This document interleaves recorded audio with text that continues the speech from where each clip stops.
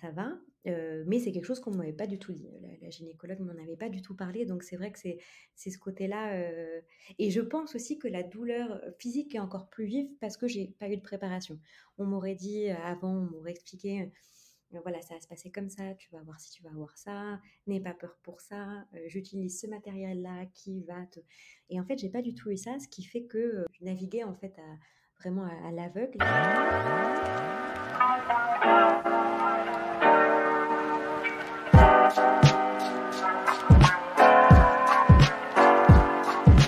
Bonjour ou bonsoir, je te souhaite la bienvenue sur le podcast Éclosion. Je suis Alexandra Portail, naturopathe, utopiste réaliste et fervente défenseuse du cycle féminin. Éclosion, c'est des conseils, des partages, des discussions, mais surtout un endroit où on se retrouve, toi et moi, et parfois avec mon invité, pour un moment en douceur et en toute authenticité. Je te souhaite une très belle écoute. Bonjour à toi, bienvenue dans un nouvel épisode à deux voix. Aujourd'hui, j'ai le plaisir d'inviter l'une d'entre vous, une auditrice qui m'a gentiment contactée pour me proposer de partager son expérience. Aujourd'hui, j'invite Delphine sur le plateau d'Éclosion. Alors, je prends un peu la grosse tête, non, derrière le micro plutôt, d'Éclosion par Hygiène de Vie. On va parler notamment de son histoire de la contraception. Elle est passée d'une contraception hormonale à une contraception non hormonale, à savoir le stérilet en cuivre. Et durant notre long échange de près d'1h30, mais tu commences à avoir l'habitude, on a parlé de plein de choses, son cheminement personnel, pourquoi avoir voulu réaliser cette transition, qu'est-ce que ça a engendré chez elle, mais également toute sa reconnexion à son cycle. Et puis bien évidemment nous avons parlé de son domaine d'expertise, puisque Delphine est conseillère en huile essentielle et en plantes. Donc elle nous a donné plein de conseils concernant les plantes, notamment des cycles inconfortables, douloureux et abondants comme elle le vit avec sa pause, en tout cas suite à sa pause stérilée. Voilà, donc un échange très riche, passionnant. J'ai vraiment passé un très bon moment en sa compagnie et j'espère que ça se ressentira dans tes oreilles. Mais juste avant, j'aimerais mettre l'une d'entre vous à l'honneur, c'est donc l'instant des dédicaces. Aujourd'hui, place à Bibouchkaya qui m'a laissé son commentaire sur Instagram suite à son écoute de l'épisode numéro 43, donc qui remonte quand même pas mal, au sujet de l'équilibre acido-basique. Elle me dit: ce podcast est génial, très simple à comprendre et répond simplement à nos questions d'hygiène de vie. Eh bien, merci beaucoup Bibouchkaya, j'aime beaucoup ton pseudo d'ailleurs, de m'avoir partagé ton commentaire. Je suis vraiment très contente que cet épisode ait pu répondre à quelques-unes de tes questions. C'est vraiment l'objet et tout le but de ces épisodes de podcast, c'est de vous partager des histoires, des réflexions et également des petites astuces par-ci par-là qui ne sont pas forcément de l'ordre du spécifique et de l'individuel, puisque je ne peux pas me le permettre sur un podcast, mais qui sont quelques petits conseils qui peuvent te permettre de mettre en place certaines choses dans ta vie de manière autonome et dès maintenant. Et si toi aussi tu souhaites soutenir le podcast, eh bien tu sais à présent que tu peux le faire de plein de manières, notamment et tout d'abord en le partageant et grâce au bouche à oreille. Donc n'hésite pas à l'envoyer par mail, par SMS, à le partager auprès de ta famille, tes collègues, tes amis, peu importe. Mais plus tu en parleras, plus il sera accessible à plein d'autres personnes et femmes qui auraient peut-être besoin de ce que je partage toute seule ou avec mes invités depuis maintenant plus de 2 ans. Voilà. Et puis après, si tu souhaites, tu peux également me soutenir via mon compte Tipeee en réalisant un don, qu'il soit ponctuel ou mensuel, afin de me soutenir dans la création de mes podcasts, notamment le matériel, l'hébergeur, le temps que j'y consacre, etc. etc. Mais à présent, j'arrête mes blablas, j'arrête mes longues introductions et je te laisse rejoindre ma conversation avec Delphine. Belle écoute! Bonjour Delphine, bienvenue sur le podcast Éclosion par Hygiène de vie. Je suis vraiment très contente de t'accueillir sur le podcast pour un nouvel épisode à deux voix. Alors pour remettre un petit peu de contexte, il me semble que c'est toi qui m'avais contacté assez spontanément pour pouvoir intervenir sur le podcast. Donc j'aime beaucoup en fait ce genre de demande. Comme ça, je refais un appel, un appel à projet dans cette introduction. Mais n'hésitez pas si vous aussi vous avez des choses à partager, comme Delphine va nous partager aujourd'hui. N'hésitez pas à me contacter, à faire connaissance, puisque ça donne lieu toujours à de superbes discussions comme celle-ci, j'en suis sûre. Alors, pour commencer à te connaître un petit peu, Delphine, est-ce que tu pourrais nous partager un objet ou une pensée qui te représente aujourd'hui, à l'instant T? Avec plaisir. Bon, déjà, un grand merci pour ton accueil. Je suis ravie d'être ici avec toi et de pouvoir discuter de tout ce dont on a à discuter aujourd'hui. Donc, quelque chose qui me représente. Alors, c'est pas toujours facile, parce qu'on peut partir un peu dans toutes les directions. Moi, je sais que c'est plutôt en fait un moment, euh, un moment qui correspond, qui, je pense, me correspond bien. C'est vraiment au matin, au petit matin. J'ai la chance d'habiter pas directement en ville, donc j'ai des oiseaux, j'ai des arbres, et le petit matin, avec le chant des oiseaux, le ciel qui se colore doucement, et ce moment en fait d'introspection qu'on peut se donner, ce calme en fait qui est vraiment diffus, ça me correspond bien et ça résonne beaucoup en moi en fait. Donc ce serait vraiment ça que je choisirais pardon, pour me définir. Donc c'est le calme, tu dirais? Du coup, c'est le calme de ce moment-là qui te représente, c'est ça? Le Ouais, le calme qui amène à une sorte de paix intérieure, en fait, ouais. Ce Mmh. serait ça, ouais. Donc tu dirais que tu es une personne calme ou pas? Ou au contraire, tu ne l'es pas et tu recherches le calme? Je suis une personne calme, plutôt calme, mais avec ses moments de feu un peu. Et Mmh. justement, je cherche beaucoup à apaiser ce feu-là. J'ai eu d'ailleurs ces dernières semaines beaucoup d'introspection sur moi euh, pour apprendre à canaliser un peu ce feu, même en étant passionnée de bien-être, de méditation, de sérénité, de paix intérieure. Ça ne veut pas dire qu'on l'est tout le temps, bien au contraire, et on a des émotions qui peuvent ressurgir énormément. Donc moi, ça a été mon travail des dernières semaines, et justement, j'essaye de le canaliser de plus en plus et de trouver des choses qui m'apaisent et des moments qui résonnent en moi pour ne pas le mettre de côté, mais justement apprendre à vivre avec, et puis lui donner sa réelle place pour avoir finalement une vie qui soit un peu plus euh, lisse. Ce serait peut-être un peu péjoratif, mais en tout cas qui soit parfois plus apaisée, et justement réussir à gérer ces émotions-là. Donc ouais, de Mmh. plus en plus de calme. En tout cas, c'est ce que j'essaye de m'apporter au quotidien. Ouais. Mmh. Tu as utilisé un terme qui m'a titillé l'oreille.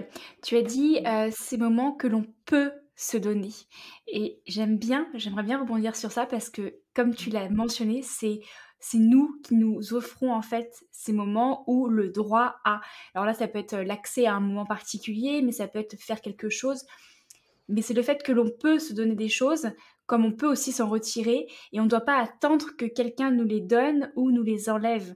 Et ça m'a fait penser notamment à ce que l'on dit souvent, ah, j'ai pas eu le temps de faire ça, j'ai pas pu faire ça.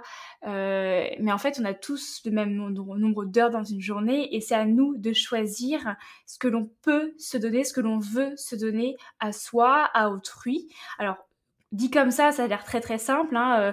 Bien sûr qu'on vit dans une société, toi comme moi, comme vous qui nous écoutez, on a des obligations, on doit vivre en communauté, etc. On a un travail avec des horaires, mais finalement, dans ce cadre-là, il y a aussi toujours moyen de trouver une flexibilité.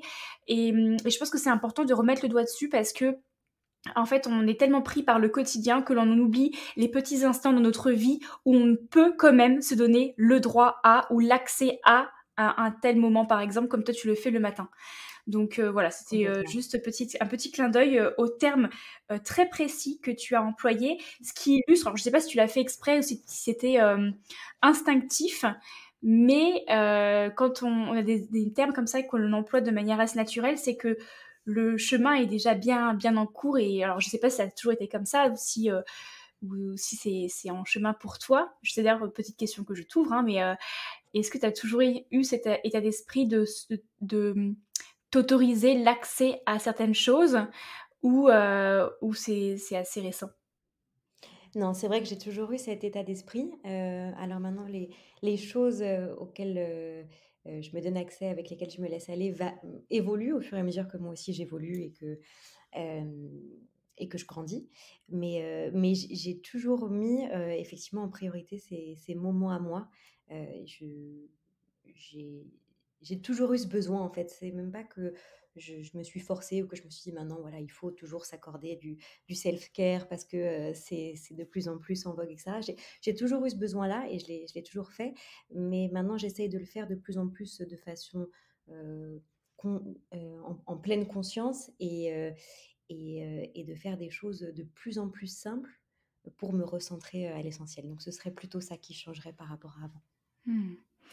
Alors, j'ai fait une grossière erreur parce que j'ai démarré l'épisode et j'ai même pas pris le temps de te demander comment tu allais, Delphine, aujourd'hui. C'est une question un petit peu rituelle que j'aime bien poser, mais voilà, prends le temps de répondre. Ne me réponds pas, s'il te plaît, un ouais, ça va. Juste, voilà, comment tu vas aujourd'hui, Delphine, en ce jeudi à 14h30? Oui, et ben en ce jeudi à 14h30, actuellement très bien. Pourquoi?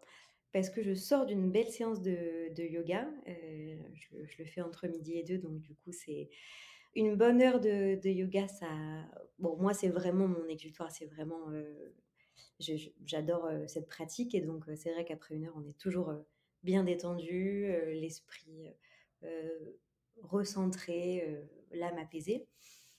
Donc actuellement, je me sens très bien. Je suis contente en plus qu'on échange ensemble, donc doublement contente. Ça n'a pas toujours été le cas, comme je te le disais un petit peu précédemment ces dernières semaines, parce que j'étais vraiment une grosse période de remise en question, finalement, pas mal d'introspection, euh, qui a fait ressortir certaines émotions que j'étais pas toujours habituée à faire sortir. Et donc, voilà, vraiment une période de recul, de temps pour moi.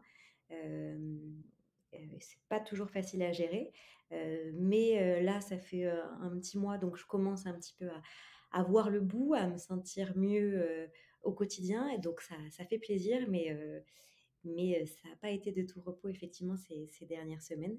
J'espère pour le mieux. Généralement, quand on creuse à l'intérieur, c'est pour le mieux après, mais voilà, en toute transparence, il n'y a pas que il y a pas que des hauts, quoi. Mmh. Qu'est-ce qui t'a amené à faire cette introspection, si c'est pas trop indiscret? Parce que je pense que les personnes qui se posent la question: «Mais pourquoi on fait des introspections? À quoi ça sert?» Et quel est l'élément qui fait que toi, tu as entamé cette introspection?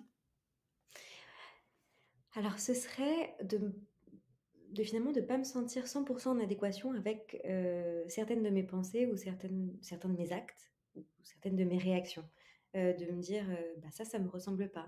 Ou ça, je suis pas OK avec la façon dont j'ai répondu à cette personne ou la façon dont j'ai agi ou ce que j'ai ressenti. Pourquoi j'ai ressenti ça? C'est pas des émotions qui viennent d'habitude. Je sens de la colère, je sens euh, de la peur, je sens plein de choses qui viennent à certains moments et je me suis dit, OK, il y a des petits signaux qui me montrent que finalement, je ne suis pas la Delphine qui vit sa vie sans trop se prendre la tête et qui laisse les choses venir. Là, je sentais qu'il y avait des sortes de résistance en fait. Et ça, on le sent, il faut juste en être parfois conscient et c'est ça le plus compliqué parce que on peut le sentir sur le coup et puis le balayer et laisser de côté et finalement pas se dire ok j'ai eu un signal, deux signaux, enfin un signal, deux signaux, pardon, trois signaux, il y a quelque chose qui va pas. Donc vraiment c'est cette petite voix intérieure que j'essaie de plus en plus d'écouter et ce serait vraiment ça le point de départ à cette introspection, je dirais. Euh, et ça, et je l'ai beaucoup ressenti. Finalement, pas quand on est, c'est pas quand on est tout seul qu'on le ressent le plus, mais c'est vraiment avec les autres. Où, où là, on va se sentir nous-mêmes ou pas nous-mêmes. Et quand on ne se sent pas forcément nous-mêmes, c'est peut-être qu'il y a des blocages quelque part. Mmh. Oui, des sortes de conflits intérieurs, ouais, comme tu dis, des résistances et je pense qu'aussi peut-être qu'un signal, un symptôme peut-être plus, physique, extérieur qui serait peut-être plus simple à déterminer, à détecter quand on n'a pas l'habitude de s'écouter, comme peut-être tu peux l'avoir, c'est généralement des grosses fatigues. Quand on commence à être, particulièrement très fatigué, c'est qu'on commence alors c'est peut-être un signal qui arrive un peu tardivement, puisque si le corps est fatigué, c'est que déjà il est en phase d'épuisement depuis quelque temps. Mais bon, il n'est jamais trop tard pour agir. Mais c'est vrai que la fatigue, les petites maladies aussi qui s'enchaînent, un affaiblissement de l'immunité forcément, mais la fatigue, une fatigue un peu inexplicable, pourrait être un signal aussi, en tout cas, qui devrait nous mettre la puce à l'oreille quant à peut-être un certain désalignement, comme tu le disais, des conflits intérieurs, qu'est-ce qui se passe en nous, pourquoi on réagit de telle manière, pourquoi on emploie tel terme. Et ce qui est intéressant de ce que tu as dit, c'est que tel que je suis, Delphine, et c'est vrai que je pense que ces moments d'introspection, ils doivent être, alors je dis pas qu'il faut faire ça tous les mois ou tous les 6 mois, mais on évolue tout le temps. Donc en fait, c'est normal aussi que nos envies et que nos besoins, heu, aussi bien vers nous-mêmes que envers les personnes que l'on côtoie et cetera, évoluent. Donc c'est normal aussi que des fois on se sente très, très bien et puis parfois on se dit: «Mais c'est bizarre, pourquoi j'ai réagi comme ça aujourd'hui à ça? Pourquoi je ressens ça alors qu'avant ça me faisait ni chaud ni froid?» Bah, c'est parce qu'aussi entre temps on a évolué et que peut-être, il y a un désalignement qui s'est un petit peu, creusé au fur et à mesure. Donc rien n'est jamais acquis dans la vie. C'est pour ça que je pense que c'est intéressant de rester à l'écoute, puisque ces moments d'introspection, c'est un peu une hygiène émotionnelle à avoir dans sa vie, en fait. Alors, Tout à fait. faut pas prendre peur en disant oh là, je serai toujours en train de me reposer des questions. Non, faut pas non plus se prendre la tête à toujours se poser des questions, attention. Mais en tout cas, il faut avoir ça en tête qu'on évolue tout le temps, donc voilà, c'est important de le savoir. 100% d'accord. Mm. Bon, on a déjà fait une belle introduction. Oui, Après, c'est clair. bon, ça c'est habituel hein, dans mes podcasts. C'est Euh, chouette. du coup, alors bon, on va quand même rentrer dans le vif du sujet. Par rapport aussi à ce dont tu avais envie de discuter aujourd'hui dans l'épisode, tu m'as contacté surtout parce que tu avais réalisé un changement de contraception. Donc, on va parler entre autres de contraception aujourd'hui, hormonale, naturelle, etc. Est-ce que tu pourrais nous en dire un petit peu plus? Quelle contraception tu as pris? Quel est ce nouveau mode de contraception et qu'est-ce que ça a engendré oui, engendré en toi et physiquement, émotionnellement? Voilà, qu'est-ce que tu avais envie de partager? Oui. Et beh, effectivement, c'est un sujet sûrement qui va résonner dans la tête de pas mal de femmes qui nous écoutent, je suppose parce que c'est un sujet qui revient souvent autour de moi, hein. Je l'entends beaucoup, mais les femmes de mon entourage en parler, c'est l'arrêt de la pilule et vers quoi se tourner. Euh, on en a marre d'être sous hormones artificielles, on en a marre de ne pas être connecté à notre corps, on en a marre de prendre des médicaments quotidiennement, parce que c'est finalement un traitement. Donc, moi, c'était vraiment ce- cette dynamique-là que je voulais changer. J'en avais marre. Je voulais plus être un poulet aux hormones. Je voulais plus me sentir du tout comme ça.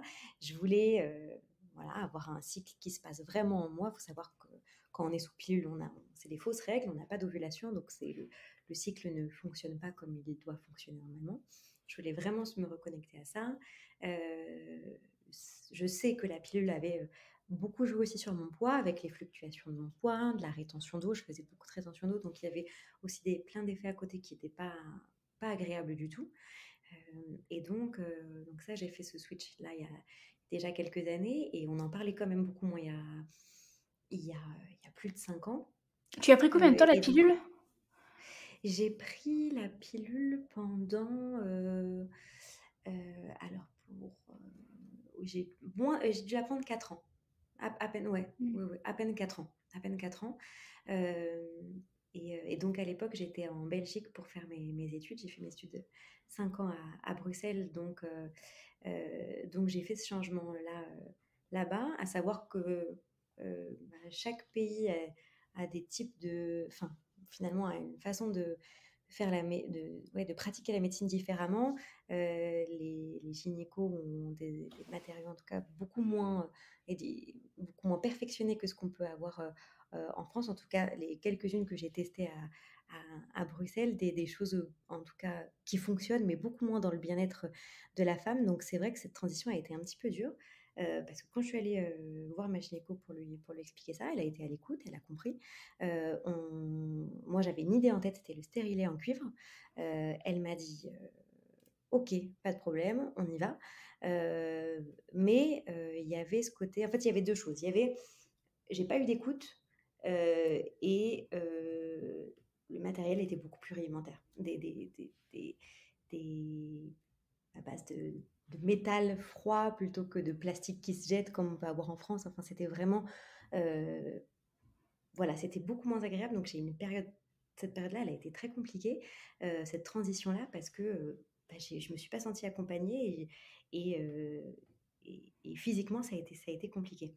Donc Et c'est attends, pour ça que je voulais. Ouais, vas-y. parce que moi je te coupe, tu as pris donc 4 ans la pilule, et pour quelle raison tu as décidé de prendre la pilule? C'était vraiment pour un mode contraceptif ou c'était pour d'autres raisons quand tu as décidé au départ? Oui, c'était complètement pour la contraception. Ouais, ouais. D'accord. Pas de problème d'acné ou quoi que ce soit. C'était voilà, la méthode classique que la maman conseille. Voilà, on prend la pilule et puis. Donc non, pas de problème majeur. Et donc je savais qu'en arrêtant la pilule, c'est vrai que euh, j'avais pas de risque de d'éruption acnéique ou quoi que ce soit. Donc c'est vrai que je peux comprendre que ça puisse aussi bloquer certaines femmes hein, qui veulent arrêter mais qui peuvent pas parce qu'elles ont peur d'avoir de l'acné derrière. Là-dessus, on pourra en reparler aussi un petit peu, mais Mhm. il y a les huiles essentielles, les plantes qui peuvent beaucoup aider là-dessus. Mais bon, on a chacune nos raisons et il faut toujours prendre l'option qui nous correspond le mieux. Moi, je sais que j'avais ma grande sœur qui a fait ce switch-là de contraception vers le stérilet en cuivre. Et elle, ça s'est très bien passé. Elle a fait elle est en France et ça s'est très très bien passé. Sa gynéco était top, très à l'écoute, pas de douleur, très bien. Et moi, j'ai décidé de faire ce switch-là. Donc, bah, on est un petit peu rassuré aussi quand on a notre grande sœur qui l'a fait, que tout s'est bien passé, qu'elle nous dit beaucoup de choses positives, etc.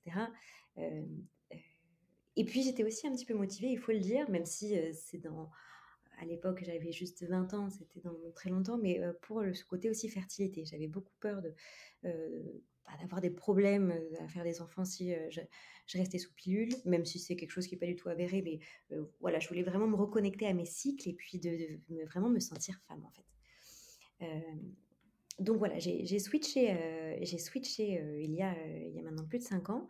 Euh, Ça a été, comme je disais rapidement avant, un petit peu compliqué. Surtout, donc, la pause pour moi a été très douloureuse. Je sais que c'est pas forcément quelque chose qui est commun pour toutes les femmes, hein. Il y en a, ça se passe très bien. Moi, j'ai eu très mal. Comme je disais, le, le- la méthode de pause reste la même, mais des matériaux qui s'adaptent un petit peu moins aux femmes. Heureusement, ça évolue. Je sais que le matériel médical évolue et on pense de plus en plus aux femmes, mais c'est pas toujours le cas. Donc là, ouais, ça a été douloureux. Les quelques jours après ont été aussi assez douloureux parce que finalement, on a quelque chose dans l'utérus, hein. On a petite boule de kiff dans l'utérus. Donc notre corps, au départ, il comprend pas. Il essaye de l'expulser. Donc on a les contractions, des petits saignements, etc. Ce qui sont normales au début. Il faut rester calme, prendre des petits calmants, des petits spasmes, et puis ça va. Mais c'est quelque chose qu'on ne m'avait pas du tout dit. La gynécologue ne m'en avait pas du tout parlé. Donc c'est vrai que c'est ce côté-là. Et je pense aussi que la douleur physique est encore plus vive parce que j'ai pas eu de préparation. On m'aurait dit avant, on m'aurait expliqué. Voilà, ça va se passer comme ça, tu vas voir si tu vas avoir ça, n'aie pas peur pour ça, j'utilise ce matériel-là qui va te... Et en fait, j'ai pas du tout eu ça, ce qui fait que je naviguais en fait vraiment à l'aveugle et je pense que du coup, la douleur dans le cerveau reste encore un petit peu vive à cause de ça. Ta Donc c'est gynécologue, vrai que ouais. ta gynécologue, elle n'approuvait pas ta décision d'arrêter la pilule? Si, c'est vrai que ça peut paraître par rapport à tout ce que je dis là, mais si, D'accord. elle trouvait ça bien, effectivement, d'arrêter la pilule, de plus prendre les hormones. de synthèse et puis de switcher vers le naturel. Mmh. Donc elle était là-dessus en adéquation, mais c'est vrai que, et ça c'est quelque chose qu'on rencontre énormément aujourd'hui, c'est le manque d'écoute et le manque de, de considération par ces praticiens de santé, parce que ben voilà, ils ont l'habitude, ça se passe comme ça, ils savent que dans tous les cas ils sont professionnels, donc il n'y aura aucun problème. J'ai eu d'ailleurs aucun problème, mais voilà, on y va, une patiente après l'autre, et puis voilà, Mmh. c'est une routine, quoi. Alors que nous, c'est D'accord. quand même un énorme changement dans notre corps, donc voilà, donc c'est vrai que, donc cette transition a été un petit peu compliquée, et puis surtout le après, dont on m'avait pas non plus, parlé, et donc pendant 6 mois, j'ai eu l'ajustement, en fait, de mes cycles, parce que, bah, là, les hormones naturelles, elles prenaient le dessus. Mmh. Donc voilà, c'était les vraies hormones s'installent, les vrais, pics d'hormones ou chutes d'hormones, s'installent en moi, et donc ce qui fait des cycles irréguliers, beaucoup de douleurs au début, et puis du spotting aussi sur les 6 premiers mois, le temps que ça s'ajuste. Donc ça a été, voilà, 6 mois un peu de transition, un peu chaotique, pour qu'au final, au bout de 6 mois, et j'en suis encore ravie, plus rien, tout roule à peu près. En tout cas, une grosse partie des troubles d'avant se sont effacés, donc bah, je retrouve enfin des règles un petit peu plus régulières. Plus de spotting, c'était vraiment les deux points noirs de ce changement de contraception. Plus de spotting, donc je peux un peu respirer, être bien dans mon corps la plupart des semaines de chaque mois.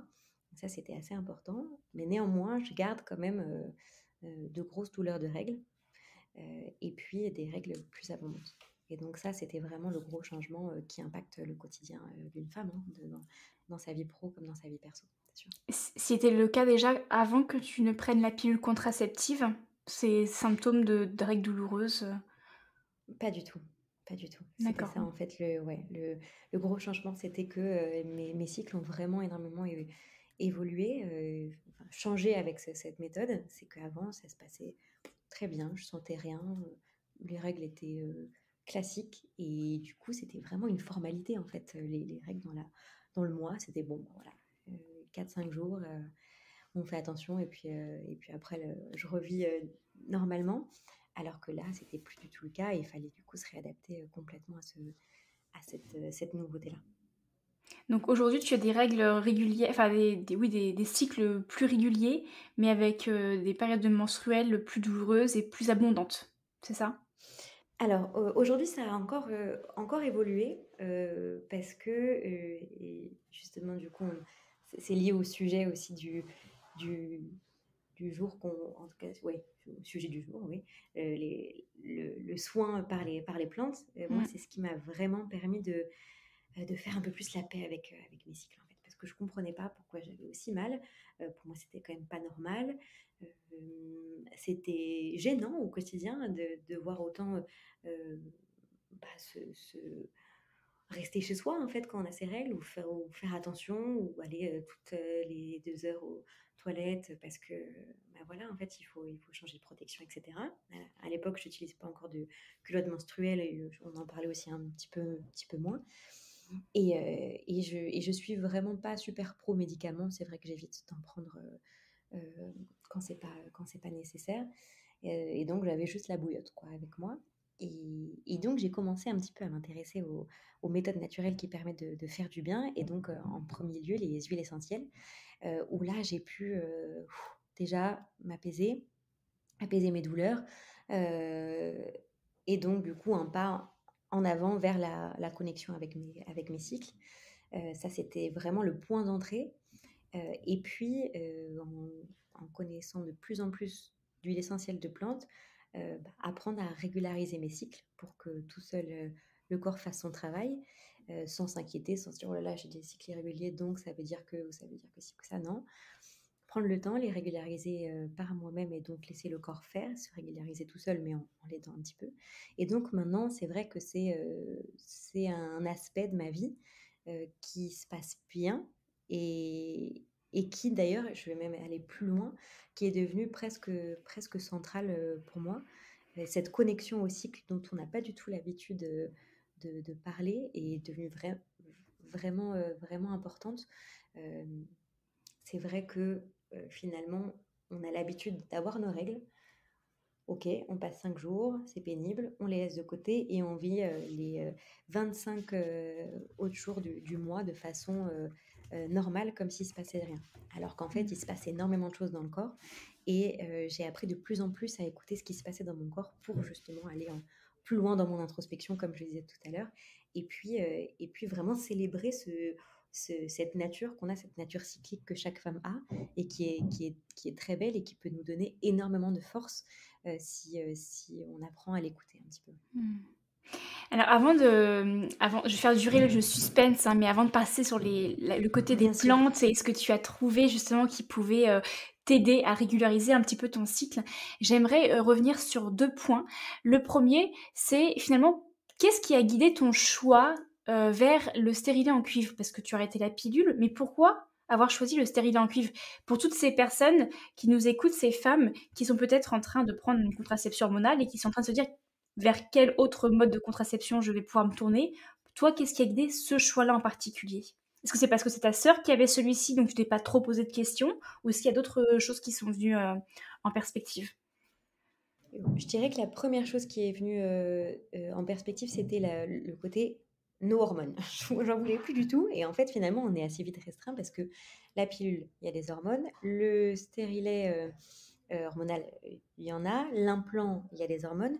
Et qu'est-ce qui nous reste finalement? En gros, il reste le stérilet en cuivre, où là, c'est 100% naturel. C'est l'action du cuivre qui permet une inflammation légère du col de l'utérus qui fait que y a pas de nidation et puis le cuivre qui a un côté spermicide aussi, donc qui évite la fécondation. Ça, très naturel, très bien. Ou alors le encore plus naturel, où moi j'étais vraiment pas prête de passer le cap, c'est voilà, c'est s'écouter selon ses cycles et utiliser ce L'observation. qu'on appelle maintenant voilà, l'observation et utiliser la symptothermie maintenant qui est un nom qui se démocratise de plus en plus. Mais donc ça veut dire aucune contraception et regarder ses cycles. Moi, avec des cycles irréguliers, c'était pas possible, ça me faisait un petit peu peur. Et donc, c'est pour ça que j'ai choisi le stérile en cuivre. D'accord. Alors c'est vrai que dans le stérilet en cuivre, comme tu l'as dit, il y a des micros, enfin, le principe, c'est de créer de la micro-inflammation dans le corps. Donc ça, faut l'avoir en tête parce que notamment, quand tu parles de règles abondantes ou pour les femmes qui veulent prendre le stérilet en cuivre et tout se passe bien et que plus tard, parfois, elles voient apparaître des hémorragies, des choses comme ça, c'est dû aussi à l'accumulation de l'inflammation. Alors voilà, c'est pas bien, mal, etc. Il faut juste connaître le principe de fonctionnement, hein. Et je pense que c'est important de le spécifier parce que on a très souvent pris la pilule contraceptive sans savoir comment ça fonctionnait. Donc là, pour moi, il est important d'expliquer pour chaque mode de contraception comment ça fonctionne. Comme ça, chacune fait son choix. Et petit rappel, c'est que c'est évolutif. Ça veut dire que on peut très bien commencer par le stérilet en cuivre parce que c'est rassurant, passer sur une méthode d'observation, ou très bien commencer par la méthode d'observation et puis si ça convient pas, passer sur un stérilet en cuivre. Voilà. Et puis même, si on veut vraiment, enfin je veux dire, même l'arrêt de la pilule, on peut très bien repasser sur une pilule. Je suis pas en train de prôner la pilule contraceptive, mais il faut juste savoir qu'on est libre de le faire et surtout que c'est à nous de faire ce choix-là en tant que femme. Idéalement, c'est pas à son médecin, c'est pas au gynécologue, c'est pas à son conjoint, c'est à nous. En tant que femme, c'est nous qui prenons la chose. Et puis, si le conjoint a son mot à dire, il y a aussi des contraceptions masculines. Ça, je pense que c'est important de le rappeler aussi. Exactement. Voilà. Oui, tout à fait. Et pour la méthode d'observation, c'est vrai que ça nécessite d'avoir un petit peu confiance. C'est un petit peu technique, mais c'est très accessible, hein. Faut pas avoir bac plus 15 pour savoir le faire. En fait, il faut juste apprendre à savoir comment on fonctionne.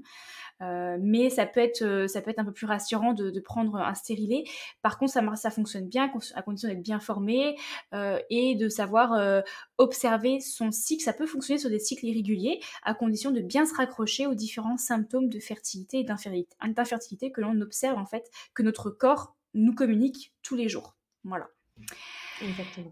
Donc ça, c'est la première chose que je voulais éclaircir. Maintenant, la deuxième chose qui m'a beaucoup interpellée, c'est que tu as, parlé de la notion de reconnexion à ton cycle. Ces fluctuations, en effet, que le cycle féminin, engendre, telles des fluctuations, de saison. Mais nous, c'est beaucoup plus rapproché, c'est sous quelques jours. Est-ce que tu pourrais, nous en dire un petit peu plus sur ce point-là, concernant toi, ta vie? Concrètement, ça veut dire quoi pour toi, te reconnecter à ton cycle? Ça prend quelle forme dans ta vie? Est-ce que c'est, ton emploi du temps que tu changes? Est-ce que c'est autre chose? Enfin voilà, dis-nous un petit peu plus sur cette partie-là. Petit intermède musical pour te rappeler que ce podcast, réalisé sur mon temps libre, est et restera gratuit, indépendant et sans publicité, sauf la mienne. Alors n'hésite pas à le partager autour de toi en le dorant de 5 étoiles sur Apple Podcasts ou Spotify. Tu peux aussi le soutenir pour la somme d'une infusion sur mon compte Tipeee. Merci à toi et je t'invite à reprendre le fil de notre discussion. Ouais, c'est vrai que alors on a toutes, 4 phases du cycle menstruel. Après, il faut arrêter le mythe du cycle menstruel qui dure 28 jours.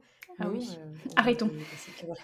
Parce que ça, c'est quand même de se dire: «OK, on n'est pas normal parce que notre cycle dure pas 28 jours», c'est quand même, aberrant.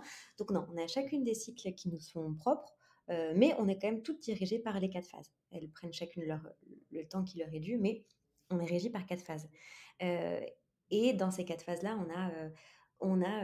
les hormones qui varient, qui peuvent avoir des pics, des chutes, et cetera. Et donc, finalement, c'est pas du tout aligné, avec, ce que la société veut de nous, donc la productivité et un comportement qui reste le même du lundi au vendredi, hem, chaque semaine de l'année. Non, non, on change. Les hormones dirigent nos corps et donc, par leur fluctuation, notre corps et notre mental va changer.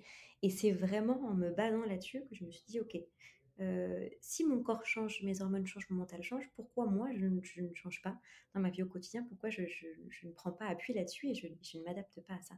Et donc c'est ce que j'ai décidé de faire. Et donc ça a commencé par, voilà, comprendre comment j'étais dans chaque phase, parce qu'il y a la théorie, il y a la pratique, comment moi je vivais vraiment ces phases-là, et puis adapter mes activités selon. Donc je sais que, et alors ça, c'est il y a quand même, disons, des traits qu'on va toutes partager parce que nos hormones varient à peu près de la même façon. C'est que, au début du cycle, donc, la phase, ce qu'on appelle, folliculaire, donc c'est la phase fertile, c'est juste après les règles, c'est la première phase de cycle. On va être, beaucoup plus, pleine d'énergie, avoir envie de faire des interactions sociales, plein d'idées qui bouillonnent, vraiment c'est, moral au beau fixe. Donc là, je sais que c'est le moment où je vais, aller voir le plus mes copines, faire des dîners, faire des soirées, entreprendre aussi des nouveaux projets que j'avais en tête, ou accélérer tel ou tel sujet, pour le travail. Qui se Cette énergie-là qui va se prolonger pendant la deuxième phase, du cycle, donc la phase ovulatoire, donc comme son nom l'indique, au moment où on ovule. Voilà, là, on est toujours aussi pleine d'énergie. On a aussi ce côté un petit peu maternel qui va venir. Ça va dépendre des femmes. Moi, je sais que je le ressens. Donc m'occuper de moi, de mon intérieur, de mon compagnon, voilà, ça, c'est vraiment les 2 phases où c'est, disons, caractérisé par l'énergie et puis l'ouverture vers les autres. Et ensuite, on a les 2 autres phases, qui arrivent. Donc la phase lutéale qui arrive juste après l'ovulation, donc qui correspond à la phase avant les règles, heu, où peut venir le fameux SPM, syndrome prémenstruel. Donc là, les hormones qui chutent, progressivement.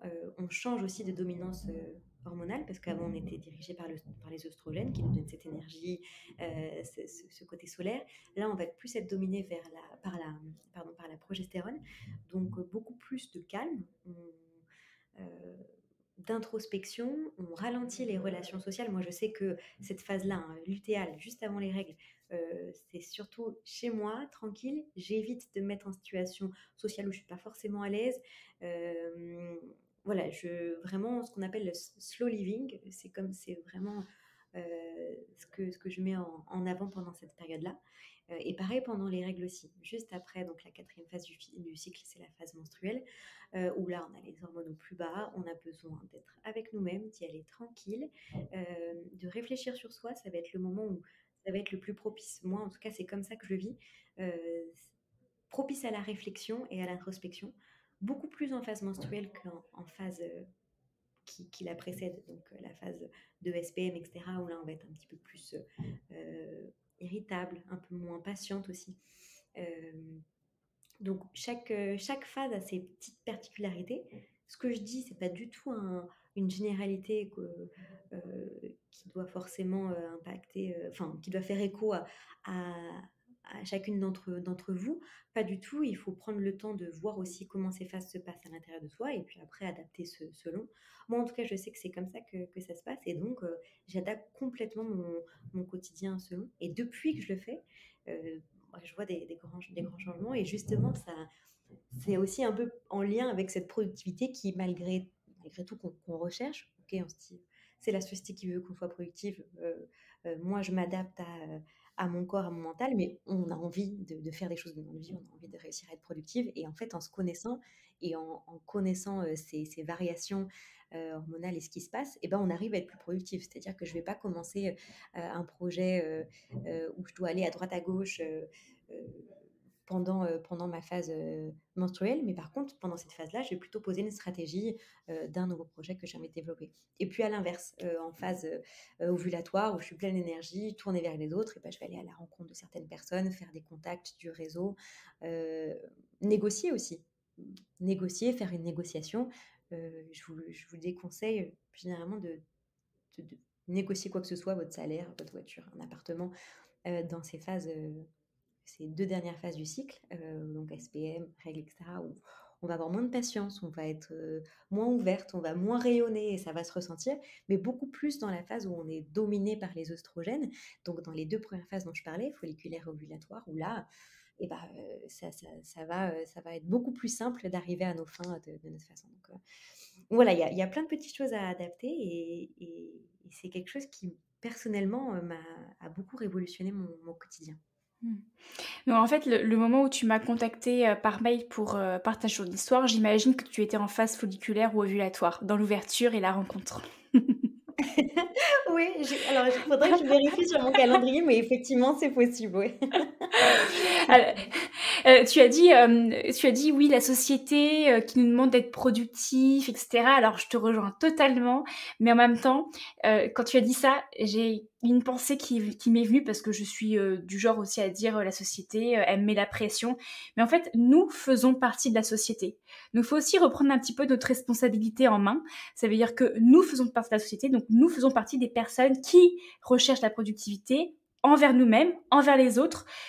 Qui ici, qui nous écoute, n'a pas eu la pensée « Oh là là, je lui ai envoyé un mail hier, elle m'a pas encore répondu. Oh là là, j'ai envoyé un SMS avant-hier, elle m'a pas encore répondu. » Hein? Exactement, Voilà. exactement. Donc, au bout Je connais d'un bien moment, le il faut aussi se remettre, et moi la première, hein. Mmh. Là, c'est pour toutes les choses, pour la productivité, pour l'environnement, pour tout ça. Oui, c'est la société qui nous demande de consommer. Oui, c'est vrai.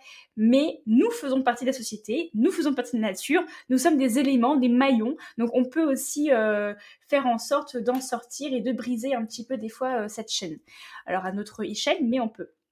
Donc c'est la première chose. Et ensuite, je voulais revenir sur le fait donc que tu nous expliquais un petit peu comment tu organisais un petit peu ton cycle, tes activités, etc. Et alors, ce qui est important, comme tu le disais, c'est que on vit chacune nos 4 phases qui sont effectivement régies par les hormones. Donc, comme on a chacune les mêmes hormones, effectivement, les niveaux et les fluctuations d'énergie que tu as mentionnées se retrouvent chez toutes les femmes, en tout cas, qui ont un cycle. Néanmoins, les symptômes, les intensités, les humeurs, etc. sont très, très individuels. Donc, il faut vraiment prendre le temps de se connaître pour pouvoir analyser comment on fonctionne de manière optimale lors de chacune de nos phases. Et puis pour les personnes qui disent oui mais moi comme je peux pas travailler, je peux pas vivre en fonction de mon cycle parce que ma vie voilà, j'ai des enfants, j'ai un mari, j'ai un travail, je peux pas comment dire aménager comme je le souhaite.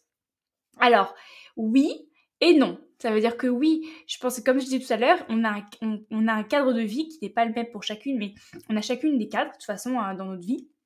Après, il faut savoir ça, dans ce cadre-là, comment on joue. Ça veut dire qu'effectivement, si on a un travail, je prends le cas d'une personne qui est salariée avec un 9h, 18h tous les jours, bah, effectivement, avec des réunions qui sont imposées, alors des réunions qui sont en collectif alors qu'elle est en pleine phase menstruelle, par exemple, c'est pas forcément optimal parce qu'elle n'est pas censée être dans l'ouverture. Mais par contre, peut-être que cette personne-là, si elle est consciente de son cycle et qu'elle le vit pas forcément très bien, ces réunionites, comme on le dit, bah peut-être qu'elle peut compenser par autre chose. Peut-être refuser toute autre sollicitation, peut-être amicale ou familiale à ce moment-là, de manière à pas accumuler les choses.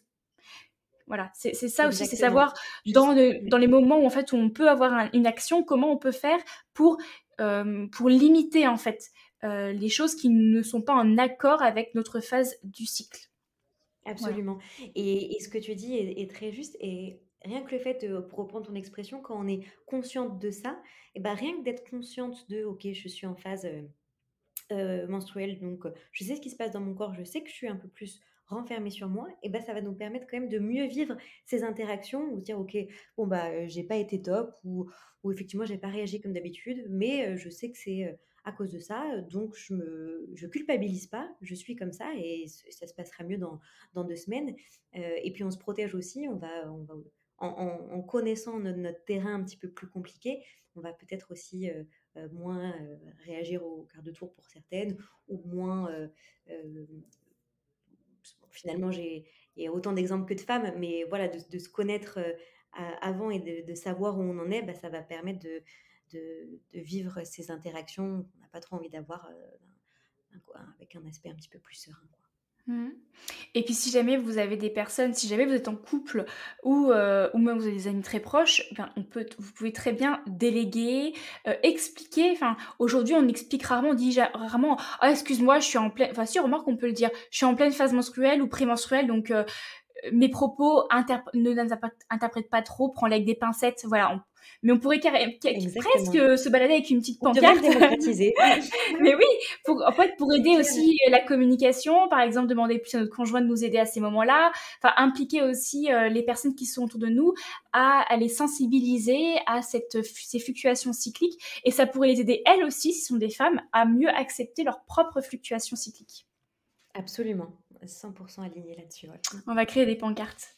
Ouais, c'est clair. Ah, trop. Alors, du coup, je vais quand même arrêter un petit peu le teasing. On va rentrer dans le domaine des plantes, qui est, si j'ai bien compris, un peu ton domaine de prédilection. Donc, tu t'es un peu plongé dans l'univers des plantes pour, si je comprends bien, essayer de remédier à tes cycles un peu plus douloureux et abondants. Donc, tu es devenue aromathérapeute. J'ai bien tout compris. Pour être très précise, c'est aromatologue ou conseillère Arom aromathérapie. Je fais Ah. vraiment la distinction. Pourquoi? Effectivement, c'est dans le langage, commun, hein. Dès que quelqu'un s'intéresse aux huiles essentielles, on va dire aromathérapeute. Hem, Pourquoi? Parce que c'est le nom qu'on connaît et en fait, c'est pas exactement, c'est pas très précis. Moi, j'aime bien remettre les choses dans le contexte parce qu'un aromathérapeute, c'est forcément un médecin. Donc quelqu'un qui a fait médecine et qui peut mettre des diagnostics, qui peut, voilà, qui est remboursé par la sécurité sociale. Donc ça peut être un médecin aromathérapeute. Donc tu consultes ton médecin généraliste classique et puis lui, il s'y connaît en plantes. Donc au lieu de te prescrire des Doliprane, il va te prescrire, un traitement à base de plantes ou d'huile essentielle. Donc ça, il faut vraiment faire attention parce que c'est important d'être bien conseillé, de connaître vraiment les différents métiers dans ce domaine-là. L'aromatologie, donc aromatologue, c'est quelqu'un qui n'a pas fait médecine. Moi, j'ai pas fait médecine, je suis pas médecin. Euh, Mais je me suis reconvertie dans ce domaine-là, donc en passant une formation, diplômante, en étant certifiée, à savoir que n'importe qui, hein, si n'importe qui peut se dire aromatologue ou phytothérapeute. Donc c'est aussi important, de faire attention à ça, pour celles qui nous écoutent, de bien choisir son praticien de santé. Hem donc voilà, donc je passe une formation, diplômante sur la phytothérapie, donc le soin par les plantes et l'aromathérapie, donc le soin par les huiles essentielles.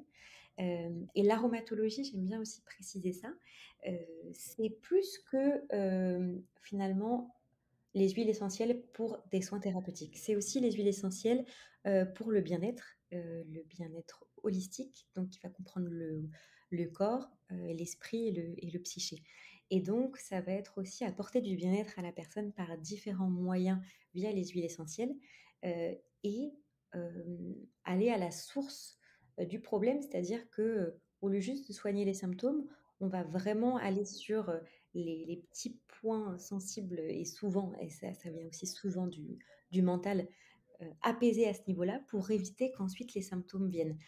Donc il y a vraiment cette approche holistique et cette approche aussi de bien-être. Hmm. Alors, pour les personnes qui n'ont absolument aucune idée du jargon qu'on a utilisé, phytothérapie, aromathérapie, et cetera. Donc le domaine de la phytothérapie, c'est le domaine des plantes. Alors l'aromathérapie aussi, hein, parce qu'on utilise des plantes, mais l'aromathérapie, c'est, spécifique aux huiles essentielles qu'on peut utiliser sous différentes formes. Mais je te laisserai la parole pour ça puisque tu es l'experte. Et la phytothérapie, bah, ça va être aussi l'utilisation des plantes, mais sous forme, par exemple, là, je pense que c'est beaucoup plus démocratisé, les tisanes, les décoctions, les macérats, la gémothérapie fait partie aussi de la phytothérapie, donc les bourgeons. Voilà, donc il y a plein de choses à faire avec les plantes. On peut utiliser plein de parties différentes des plantes. Les plantes, par rapport à des médicaments dits conventionnels, allopathiques, l'intérêt c'est que faut avoir en tête qu'une plante a plusieurs principes actifs en fonction de si c'est la feuille, la tige, la racine, la fleur, etc.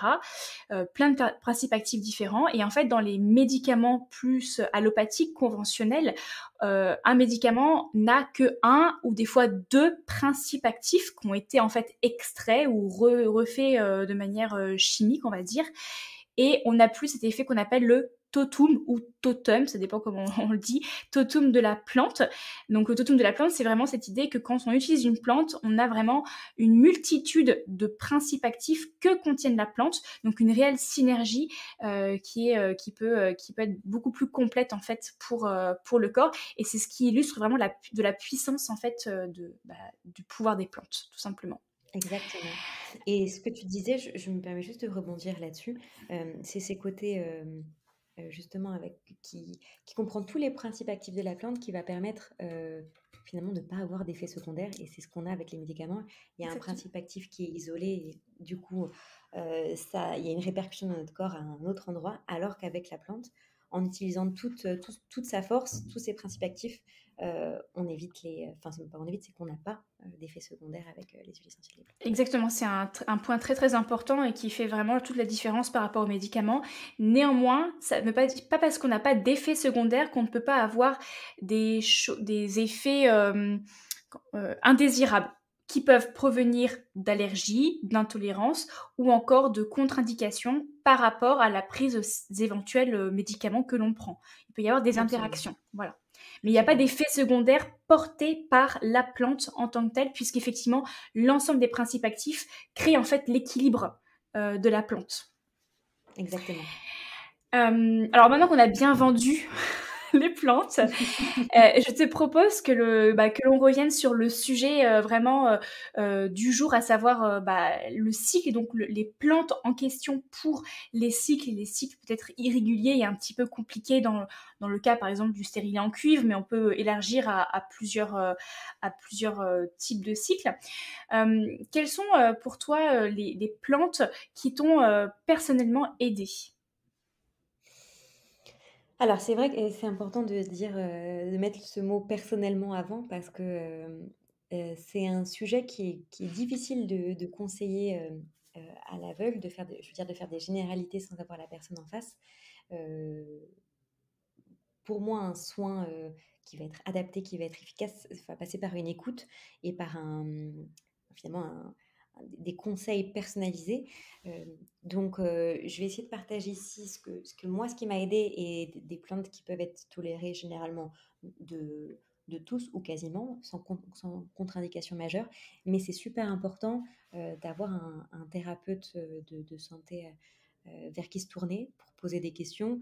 Euh, Sans forcément sauter le pas vers une consultation. Il y en a qui souhaitent pas changer de leur habitude, mais juste euh, commencer dans cette voie du naturel et donc qui peuvent avoir des petites questions. Il ne faut pas hésiter juste à poser des questions, à se renseigner, à lire des livres, enfin, vraiment à essayer de se connaître soi et d'ensuite d'adapter les plantes à soi parce que c'est encore une fois la clé pour que le soin soit adapté et soit efficace.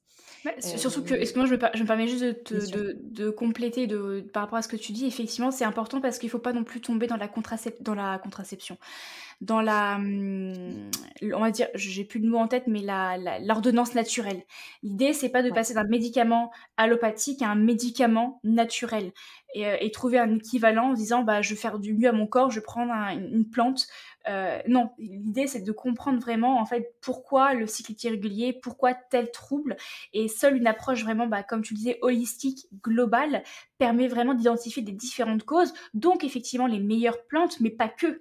Et si on veut un résultat durable, le plus doux pour le corps, eh bien, c'est intéressant, c'est nécessaire pour moi d'avoir vraiment cet aspect, cette observation holistique, cette compréhension holistique. Et c'est vrai que ça, bah, seul avec un accompagnant, ça peut être efficace et plus durable parce que bah, toute seule, on peut pas forcément tout identifier. Voilà, donc c'était. Exactement. Et je rebondis, et puis après, je m'arrête là et On va je faire vais du, ba- on va donner faire du, des on va faire du, recettes. on va faire du basket, sinon on n'arrête pas de rebondir là, du trampoline. Hein. C'est clair. C'est qu'à chaque fois, ça fait penser à quelque chose, mais c'est vrai que ce côté, comme tu le rementionnais, holistique est super important. Et on vient me demander parfois, mais alors pourquoi un aromatologue vs un médecin aromathérapeute? Si le médecin fait des études de médecine, finalement, j'ai confiance là-dedans, et ce qui s'entend totalement. Bon, déjà, il n'y en a pas énormément des médecins aromathérapeutes. Et puis de deux, ils vont vraiment avoir ce côté bah, finalement, comme en consultation classique, ok, c'est quoi vos symptômes? Bah, c'est ça, ok, bah, je vous donne ça, et en plus, prenez ça et ça et ça, c'est naturel et ça va vous faire du bien. Alors que, du coup, ces médecines alternatives, ce qu'on appelle alternatives, donc les conseillers en phytothérapie, rhumatologues, naturopathes, etc., etc., on vient vraiment prendre le terrain de la personne dans sa globalité et apporter ce qui nous manque. Et ce que je disais tout au début de ce podcast, c'est l'écoute. Je crois qu'on est vraiment, et c'est un problème qui est récurrent, que j'entends beaucoup autour de moi, on a envie d'être écouté. Quand on vient voir quelqu'un, un professionnel de santé, c'est pas juste pour avoir notre ordonnance ou nos conseils et puis partir, c'est pour être écouté, pour qu'on puisse nous dire, bah voilà, je comprends, j'entends, livre-toi, j'ai besoin de comprendre ce qu'est ta vie, ce qui s'y passe, les changements que tu vis, et pour ensuite adapter des choses qui vont te faire du bien à toi et pas un médicament classique que je prescris à 75% de mes patients. Donc ça, je dirais que c'est vraiment la différence. Il y en a qui ne sont pas du tout en recherche d'écoute, et dans ces cas-là, très bien, mais je sais qu'il y a un vrai besoin actuel d'écoute et de se sentir considéré par ces praticiens de santé. Et voilà, c'est important d'avoir ce côté-là en tête, et c'est ce qui fait la différence entre les deux professions, quoi. Voilà, mais donc l'aparté étant fini, tu me demandais donc effectivement des recettes que moi j'appliquais pour moi. Euh, et j'ai commencé par un truc très très simple, ce qui est généralement le plus pénible pour la plupart des femmes, c'est les douleurs au bas du ventre, les contractions qui sont normales de l'utérus au moment des règles. J'en avais marre d'être pliée en deux les premiers jours de mes règles, et j'ai trouvé cette magnifique huile essentielle qui est l'huile essentielle d'estragon, et qui va avoir ce côté antispasmodique, donc anti-contraction, et soulager le bas du ventre. Et ce qui est dingue, c'est que ça le fait presque en instantané. C'est vraiment super rapide. Donc voilà, en massage local, dilué dans une huile végétale, euh, ça apaise pendant les premiers jours des règles, mais aussi quelques jours avant pour préparer. C'est vrai que je le dis, la douleur, c'est pas un muscle, donc elle va pas se détendre d'elle-même. Donc il faut vraiment en fait couper le problème directement dès qu'il se présente et dès les premiers signes de tension, pas hésiter à utiliser cette huile essentielle même si on n'a pas encore nos règles. À savoir que l'estragon, bon, ça a quand même une odeur particulière, moi que je supporte et que j'aime bien, mais je sais que typiquement je la fais sentir à mon compagnon, lui il la déteste, donc clairement ce ne sera pas une huile qu'il faudra qu'il utilise non plus, parce qu'il faut savoir qu'une huile, elle nous choisit un petit peu, ça veut dire qu'une huile va avoir aussi ses effets bénéfiques si l'odeur nous est agréable. Et donc pour celles qui seraient dérangées par cette odeur-là, il y a le basilic tropical qui a les mêmes propriétés et qui est super aussi que j'aime bien conseiller à côté. Donc en Donc massage ça c'est ventral, ouais, exactement, en avec de massage l'huile végétale. avec de l'huile végétale, exactement. Donc je dirais, pour celles qui veulent vraiment pousser l'action jusqu'au bout, prenez de l'huile végétale de bourrage qui a une action régulatrice des cycles et qui va encore plus venir compléter l'action de l'huile essentielle. Donc là-dessus, 2 gouttes d'huile essentielle dans une petite noisette d'huile végétale et puis on masse bien tout le bas du ventre. Euh, Quand on en ressent le besoin, généralement une fois le matin, une fois le soir, c'est l'idéal de garder 2 fois par jour. Mais si on ressent juste de le faire une fois par jour, c'est très bien aussi. Il faut aussi s'écouter. Donc ça m'a vraiment, ça m'a changé mon quotidien en premier lieu. Et puis, j'accompagnais ça aussi tout au début avec une huile essentielle, alors là, qui est tolérée de tous, c'est celle de lavande vraie ou lavande officinale. Là, c'est vraiment l'huile essentielle qu'on peut utiliser pour les personnes plus à risque, donc asthmatiques, personnes âgées, les enfants de plus de 7 ans, les femmes enceintes après le premier trimestre de grossesse, ça toujours avec avis médical quand même, mais voilà, il y a c'est une huile essentielle qu'on doit toujours avoir à côté parce elle est très douce, mais pourtant très efficace. Et en fait, elle va énormément soulager tout ce qui est les tensions musculaires, souvent liées au début des règles, hein. Dans le bas du dos, souvent, on peut être tendu, avec l'utérus qui prend plus de place au moment des règles. Du coup, ça tire tous les muscles, tous les ligaments derrière le dos. Et donc, du coup, c'est bien de la mettre aussi en massage de la même façon sur le bas du dos. Donc, voilà, ça c'est mon ça a été mon premier kit de départ tout au début, et que j'utilise encore parce qu'elle marche super bien. Ce que j'essaye de ce que ça c'était plutôt en deuxième partie, donc à partir du moment où j'ai décidé vraiment où j'ai trouvé ma voie dans les huiles essentielles, la phytothérapie, et de vraiment, creuser plus dans ce domaine-là, j'ai commencé aussi à adapter ce que j'ingère, ce que je mange et surtout ce que je bois pour stabiliser mes cycles et me faire du bien. Surtout des boissons anti-inflammatoires super importantes pour la partie, avant les règles et au début des règles. Moi, j'ai une petite boisson chouchou que j'appelle Moon Milk, et donc qui est à base de lait végétal. L'avoine est très très bien, il est excellent, il est adaptogène et il est super bon. Donc lait d'avoine avec des épices, donc qui sont la cannelle, le gingembre et le curcuma. Donc tout ça mélangé dans une casserole qu'on fait chauffer et qu'on boit ensuite. À savoir que si on ne boit pas pendant les repas, il faut d'abord mélanger les épices avec un petit peu d'huile de coco pour que ça s'assimile mieux dans l'organisme. Mais voilà, du coup, c'est très très simple. En 5 minutes, le moon milk, il est fait. Ça vient vraiment détoxifier et puis ça a un effet antioxydant et vraiment anti-inflammatoire qui va soulager les douleurs. Parce qu'il ne faut pas oublier que c'est aussi l'inflammation qui crée ces douleurs-là, surtout avant les règles. Donc ça, Si- ce si- serait... Vas-y, oui. je te laisse terminer, excuse-moi. Non, ma phrase était quasiment finie, c'était juste, je dis, ce serait vraiment une bonne boisson à intégrer dans votre routine, quoi. Ouais, c'est une boisson en plus qui est très cocooning et très agréable à boire. Si on utilise un lait, alors le lait d'avoine c'est intéressant parce qu'effectivement il est adaptogène, il est facile à faire si on veut le faire soi-même ou acheter. Il est en plus naturellement un petit peu sucré puisque l'avoine est un glucide, donc voilà. Mais si on utilise un lait végétal de type oléagineux, amandes, noisettes, ben on a aussi ce côté un peu plus gras apporté par l'oléagineux qui peut compléter ou remplacer peut-être l'huile de coco si on veut. Pour effectivement, c'est la curcumine qui est les principes actifs anti-inflammatoires du curcuma et qui est mieux assimilé par le corps en présence d'une substance lipide graisseuse.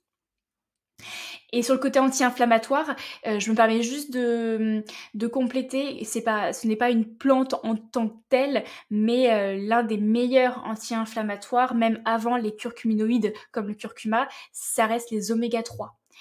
Donc tous les aliments très riches en oméga-3, tous les oléagineux type noix, l'huile de lin, les graines de lin, l'huile de colza, de chanvre, de cameline, de noix, voilà, sont très riches en oméga-3.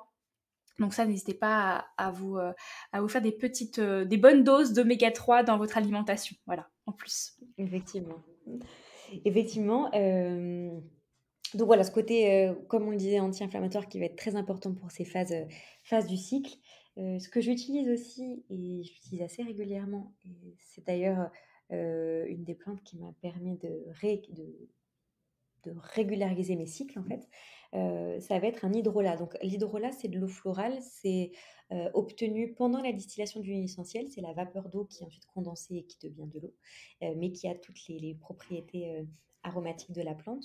Donc c'est très doux, c'est beaucoup plus doux qu'une huile essentielle, mais c'est très efficace aussi. Donc l'hydrolat, et l'hydrolat de romarin à verbenone, il va être excellent. En fait, j'en utilise 2. L'hydrolat de romarin verbenone, il va permettre de détoxifier le foie, de l'aider dans sa fonction d'élimination et donc dans sa fonction d'élimination de nos hormones qui sont déjà utilisées.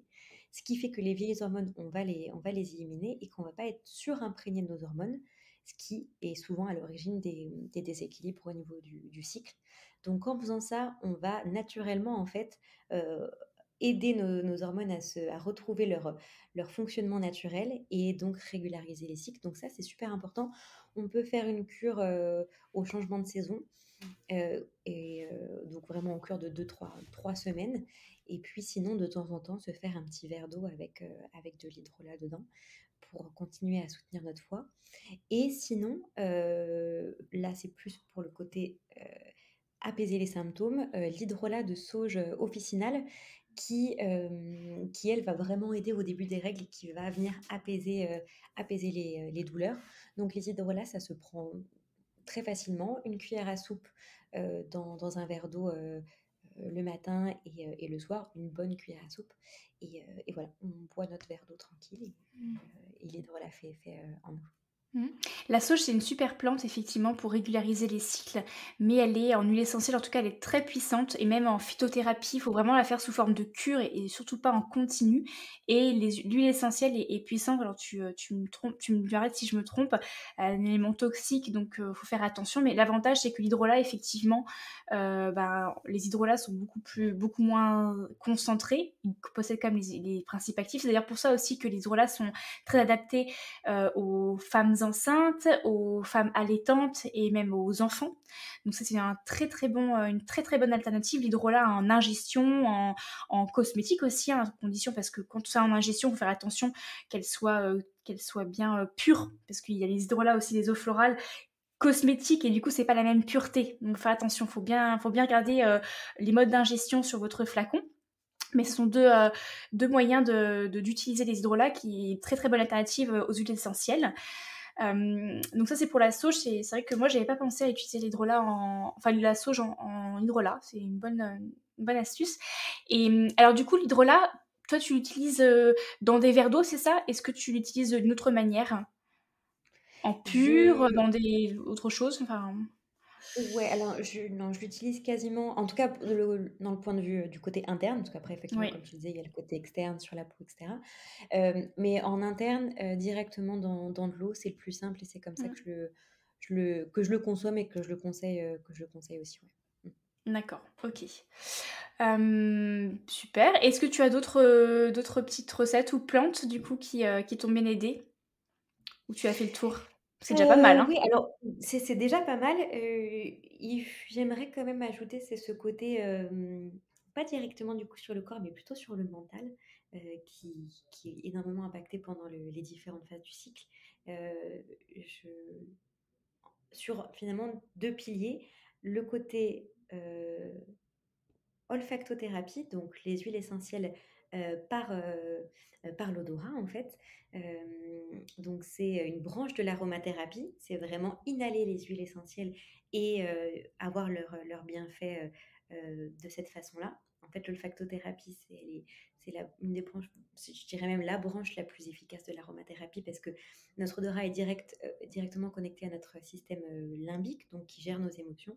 Et donc, en inhalant des huiles essentielles, on va avoir d'une façon assez douce, sans goût désagréable ou quoi, hein, les huiles essentielles, elles ont une odeur souvent assez agréable. On peut les choisir en plus selon les odeurs qui nous plaisent. Donc vraiment, un soin assez cool à faire pour soi-même et en plus qui est vraiment incroyablement efficace. Donc ça, j'aime beaucoup le conseiller et surtout pour apaiser le mental, apaiser les émotions qui peuvent varier, comme on le disait, selon les différentes phases du cycle. L'idéal, c'est d'avoir un diffuseur d'huile chez soi, c'est vrai, pour les diffuser. Et donc là, on peut faire plein de choses. On peut utiliser l'huile essentielle. Moi, j'aime bien diffuser l'huile essentielle de petit grain bigarade qui est vraiment anti-stress, qui va venir apaiser au moment des pics d'anxiété, de stress que je peux avoir au niveau de mon cycle, souvent la semaine avant. Très, très bien en diffusion. Il faut bien respecter, par contre, les fenêtres de diffusion, donc 15 minutes 4 fois par jour, dans une pièce qui est légèrement aérée si on peut. Et également diffuser l'huile essentielle d'ylang-ylang, qui moi va vraiment me poser. Alors ça peut être différent, on peut avoir des ressentis différents selon les personnes. Moi, elle va vraiment me poser, apaiser mon stress et dégager tout mon mental, ma charge mentale. Donc, ce côté vraiment avec l'odorat, l'olfactothérapie, donc ce qu'on appelle l'aromathérapie par l'odorat, et aussi pour le mental en complément, les bains chauds. Alors, si on a une baignoire, tout le monde n'a pas forcément de baignoire, mais des bains chauds, pas trop chauds, à base d'huiles essentielles qui vont vraiment venir soulager et renforcer ces actions des huiles. Euh, il faut toujours bien diluer ces huiles dans une base neutre parce que sinon elles peuvent être irritantes pour la peau dans l'eau, vu qu'elles ne sont pas solubles dans l'eau.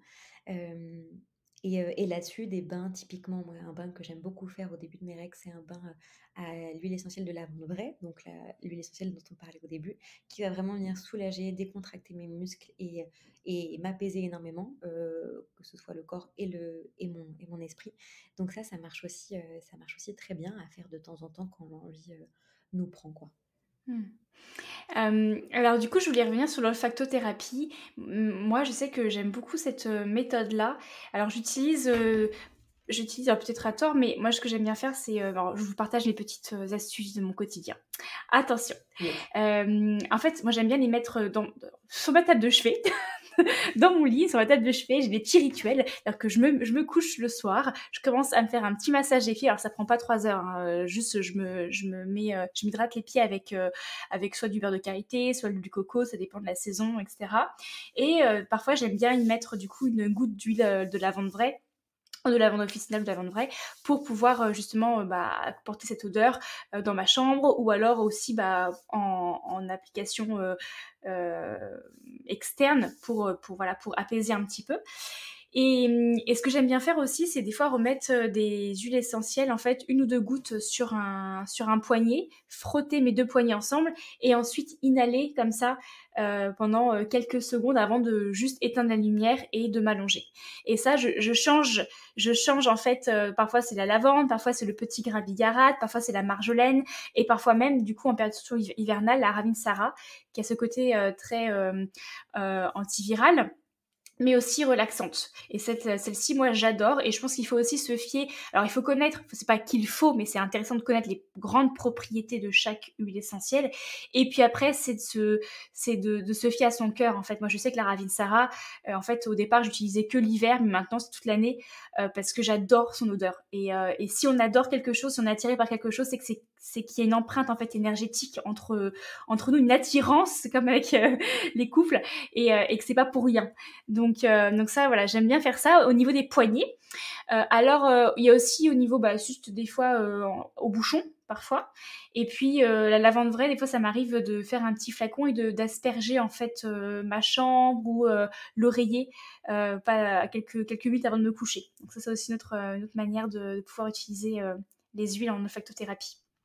Ouais, ouais, tu fais bien de le préciser. Effectivement, on n'a pas toujours de diffuseur chez soi. Et c'est vrai que phase interne des poignets, rapprocher ses mains, ouais, c'est effectivement une Mm, méthode qui est accessible à tout le monde mm. et qui porte vraiment ses fruits. Ouais. effectivement.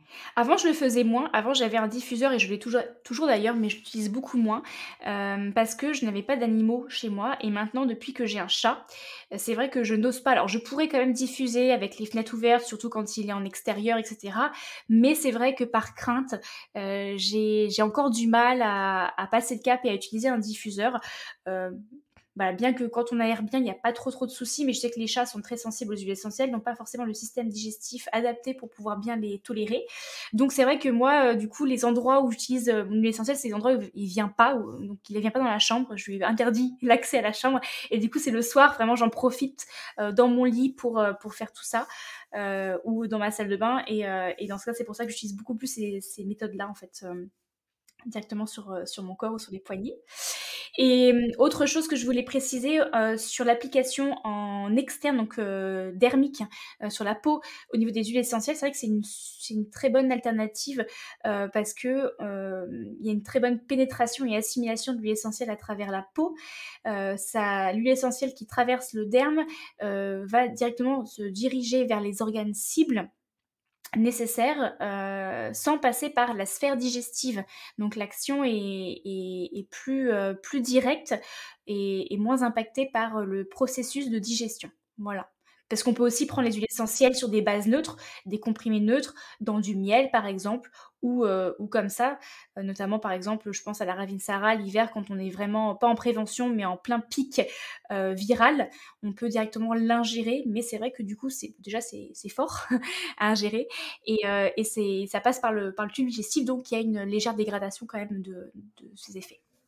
Effectivement, ouais, ouais, tout à fait. Voilà, Et puis il y mes en a petites qui ont le précisions. système digestif un petit peu plus, hem, sensible que Sensible. d'autres et donc ouais, effectivement, ouais. Les massages peuvent être super, super intéressants. C'est vrai que, alors moi j'utilise pour le coup, ça rentre pas dans le domaine des cycles, mais les massages sur la voûte plantaire sont aussi super efficaces et permettent des effets, assez rapides, dans l'organisme. Donc il y a des synergies qui sont pas mal, surtout en cas de stress, d'anxiété.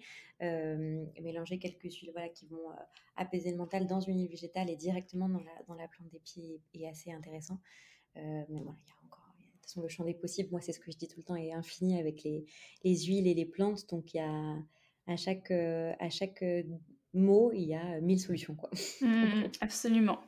Est-ce que tu as, parce qu'on a parlé quand même pas mal d'huile essentielle, est-ce que tu as quand même peut-être des mises en garde, vraiment les quelque chose à absolument savoir, que ce soit des vigilances ou autres, vis-à-vis des plantes et des huiles essentielles? Pour les personnes qui nous écoutent et qui peut-être soit ont peur d'utiliser l'huile essentielle, soit ne connaissent pas et veulent s'y mettre dès maintenant, est-ce que tu as quelques petites indications? ouais, alors il faut faire attention. Il faut toujours bien être au fait des contre-indications de chaque huile essentielle parce qu'elles en ont.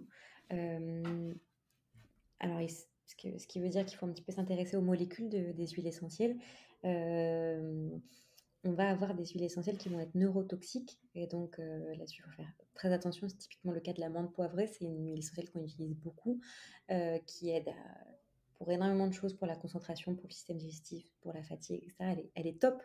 Donc, ce serait dommage de s'en priver. Néanmoins, il faut connaître ses contre-indications pour éviter de la prendre alors que on ne peut pas la prendre. Les femmes enceintes, les personnes asthmatiques, les enfants, ça c'est niet, niet, niet.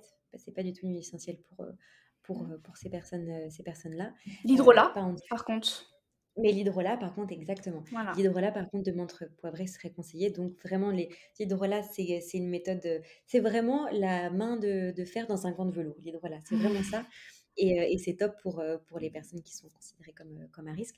Donc, vraiment, moi, mon conseil, ce serait quand même soit de vous renseigner et d'être sûr à 100% de ce que vous regardez, donc dans des livres que vous avez, dans des articles, comparer les articles, etc., avant de vous lancer, ou alors tout simplement de poser des questions à des personnes qui s'y connaissent plus, des thérapeutes de santé, qui pourront vous indiquer, OK, ces huiles-là sont faites pour vous, et ces huiles-là ne le sont pas. Après, quand ça reste des huiles essentielles communes, sur Internet, souvent, et il ne faut pas hésiter à regarder, vous comparez quelques sites, et généralement, quand c'est des sites assez fiables, d'herboristerie, des sites bio, etc., voilà, dans ces domaines-là, il y a souvent les contre-indications qui sont indiquées.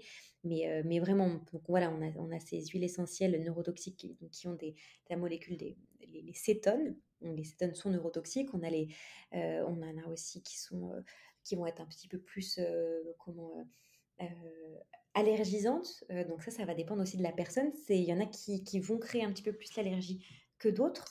Ça dépend le terrain de la personne, mais il y en a de base, elles sont pas trop supportées par la peau. Typiquement, tout ce qui est les agrumes, les huiles essentielles à base d'agrumes, il faut éviter de les mettre directement sur la peau pure, parce qu'elles vont vous irriter. Et donc, par contre, pas hésiter à les utiliser en diffusion, typiquement pour l'huile essentielle de citron qui va venir dépolluer tout votre intérieur, ou à les mélanger à des huiles végétales qui vont permettre une assimilation dans la peau qui va être beaucoup plus douce. Donc, je dirais vraiment, surtout, il y a plein de choses à faire et il y a des choses qui peuvent vous convenir et qui sont accessibles à tout le monde, mais il faut toujours s'assurer que les contre-indications, enfin, quelles sont les contre-indications de cette huile ou cette plante, et puis l'utiliser en fonction. Donc c'est vrai que ça peut être un petit peu lourd, hein, comme je disais, voilà, regardez si cette huile essentielle-là a des cétones pour éviter qu'elle soit neurotoxique.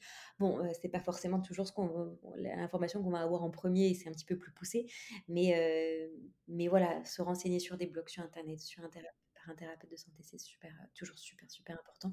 Et surtout aussi, que c'est une personne qui va pouvoir, l'expert dans ce domaine-là, va pouvoir vous indiquer aussi la durée du traitement, qui peut être une contre-indication à part entière si elle n'est pas respectée. Une huile essentielle, généralement, elle ne s'utilise pas plus de 7 jours maximum. Et les plantes, c'est pas plus de 3 semaines. Et quand c'est 3 semaines, c'est vraiment, on traite un problème de fond. C'est vraiment euh, ça, ça s'adapte selon les mots qu'on a. Et puis c'est quand même deux durées de traitement à prendre en compte chacune, et puis à pas dépasser, surtout quand vous le faites chez vous. C'est super important d'être vigilante là-dessus. Et puis, ne partez pas bien en tête avec 25 000 plantes et huiles essentielles. C'est sûr que si vous partez comme ça, vous allez, ça va être beaucoup de boulot, beaucoup de travail de recherche, beaucoup de choses à assimiler. C'est pas forcément nécessaire. Commencez avec une plante, une huile, une plante en infusion, un hydrolat, une huile essentielle. Prenez le temps de l'étudier, toutes les contre-indications possibles. Voyez, faites un test aussi d'allergie sur vous. Et puis, une fois que tout va bien, une fois que vous l'avez bien assimilé, ben, vous l'avez dans votre bibliothèque. Et puis, un autre jour, vous pouvez intégrer une autre plante. Et au fur et à mesure, vous allez remplir votre bibliothèque et digérer tranquillement l'information, bien l'assimiler. Et ce sera beaucoup plus supportable comme information aussi à avoir en tête. Voilà, pas la peine d'avoir sa valise d'huile essentielle remplie. Super, bah, écoute, merci beaucoup, Delphine. Je pense qu'on a fait le tour au niveau des plantes. J'avais des petites dernières questions, notamment, est-ce que tu pourrais nous expliquer, voilà, pour les personnes qui sont peut-être intéressées et qui n'ont jamais, fait de consultation en aromathérapie, est-ce que tu pourrais nous expliquer un petit peu comment ça fonctionne, un accompagnement, avec une conseillère comme toi? Oui, alors l'accompagnement peut être de toute forme, finalement un aromathérapeute, enfin un aroma du coup c'est moi qui fais l'erreur, une aromatologue conseillère en aroma ou en phyto peut vous accompagner vraiment de différentes façons. Personnellement, moi j'ai décidé de me consacrer plus sur l'accompagnement et le suivi, à distance pour l'instant, parce que bon, heu, je ne sais pas si on l'a mentionné au début, mais je suis en en reconversion, donc j'ai encore un travail, à côté, donc je peux pas être dispo, 35 heures semaine sur cette activité-là. Donc c'est vrai, beaucoup plus de l'accompagnement à distance et des ateliers. Heu, ça va s'adapter selon la personne. Il y en a qui vont préférer être accompagnés en groupe, il y en a qui vont préférer être accompagnés en face to face, il y en a qui vont préférer être accompagnés, devant leur ordi, seuls, avec un programme qu'elles peuvent suivre en autonomie. Donc voilà, il y a plein de façons de faire. Moi, j'ai mis en place un appel découverte gratuit, donc qui est pour moi super important pour, en fait, tester le feeling, puisque finalement, c'est aussi beaucoup une question de feeling, d'alchimie, OK? De discuter un petit peu, ensemble.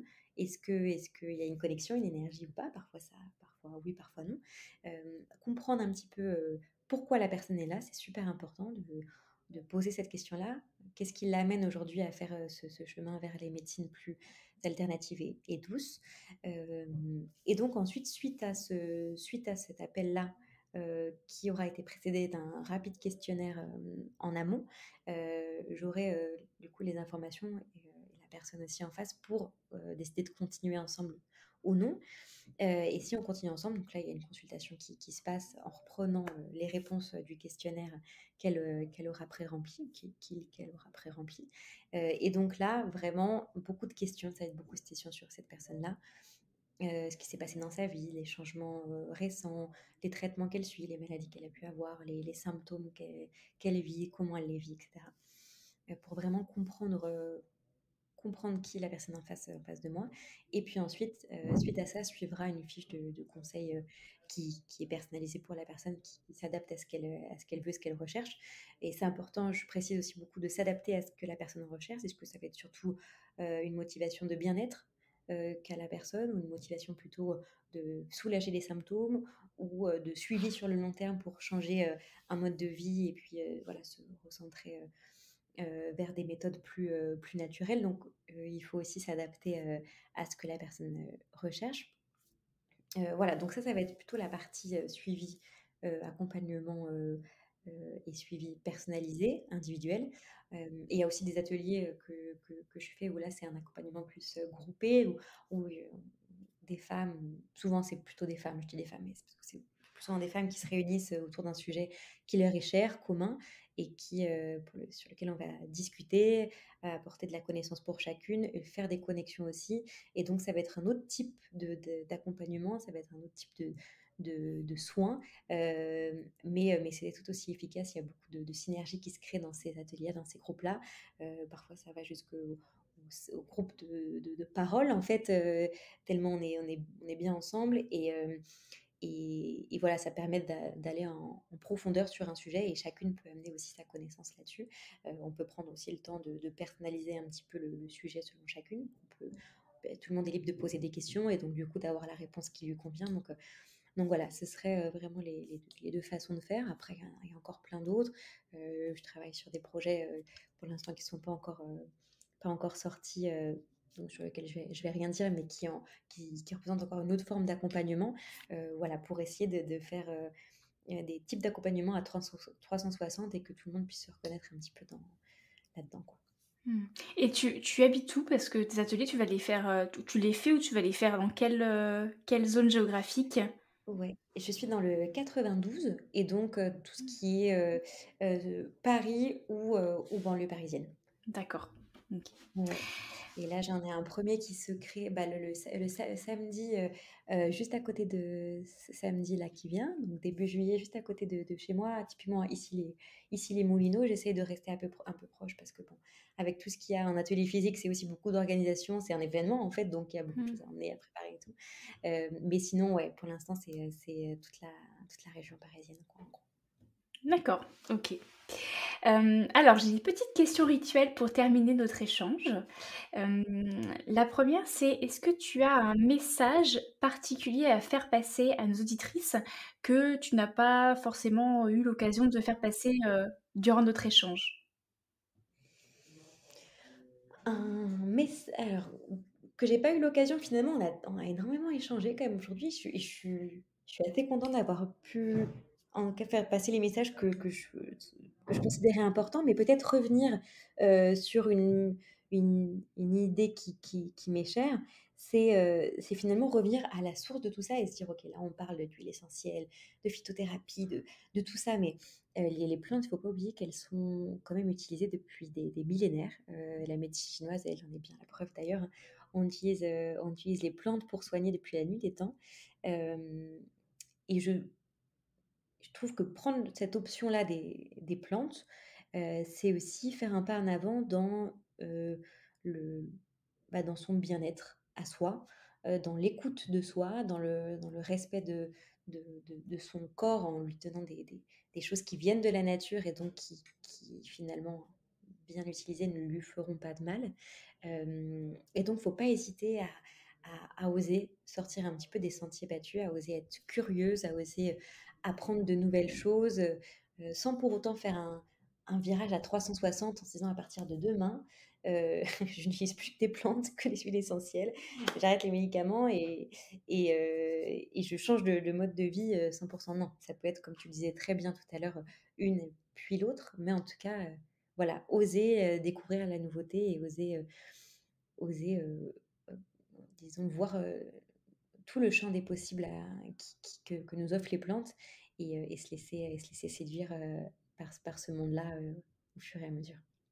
Est-ce que tu as, toi, une question? Parce que moi, j'ai posé beaucoup de questions, mais est-ce que toi, tu as une question que tu aimerais poser à nos auditrices aujourd'hui?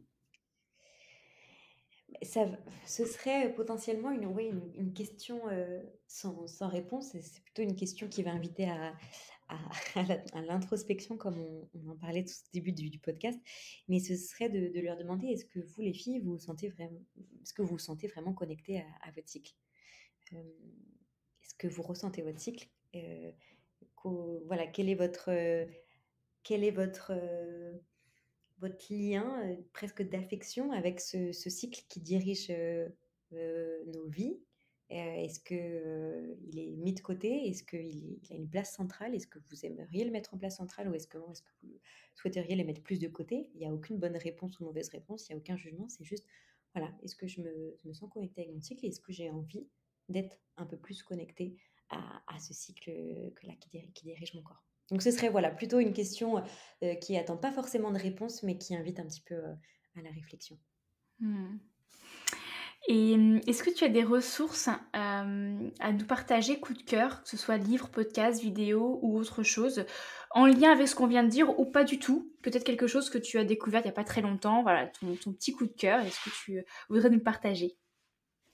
Oui, alors plutôt dans ce domaine-là, donc le domaine des cycles, des règles. Moi, j'ai beaucoup aimé l'Instagram que j'ai découvert il y a pas si longtemps qui s'appelle Kiffe ton cycle et qui est vraiment tout autour de voilà, du bien-être, autour de son cycle menstruel, qui prend en compte aussi les problèmes de cycle, endométriose et cetera et cetera. On peut même faire un test, justement qui est en lien avec la question juste avant, est-ce que tu te sens connecté à ton cycle?